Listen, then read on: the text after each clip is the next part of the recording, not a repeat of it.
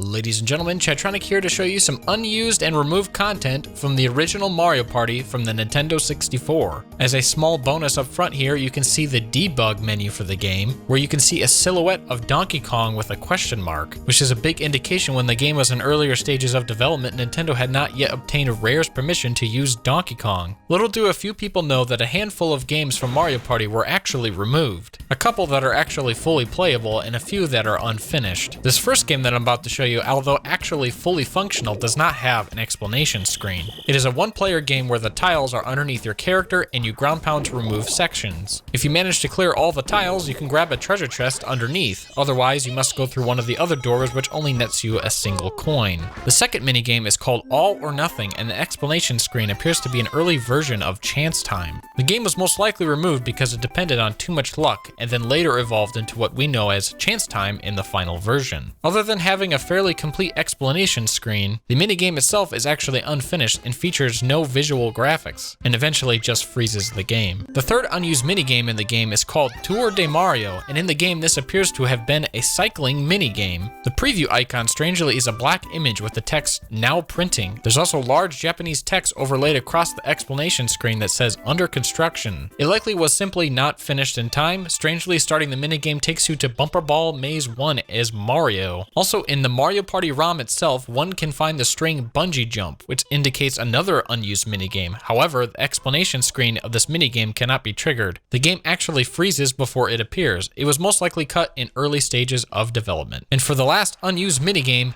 Yoshi's Tongue Meeting. This game, although it has no explanation screen, is actually partially functional. Characters sit atop a Yoshi on the left side with a baby Wiggler on their tongues. That is, unless you are Yoshi, in which case you're just standing there in the same pose without a rider. The tongue extends to Wiggler's mother and you have to unite them by pressing A at the right moment. I myself did not actually appear to have any control over my Yoshi, and I just can assume that that's because the game is incomplete.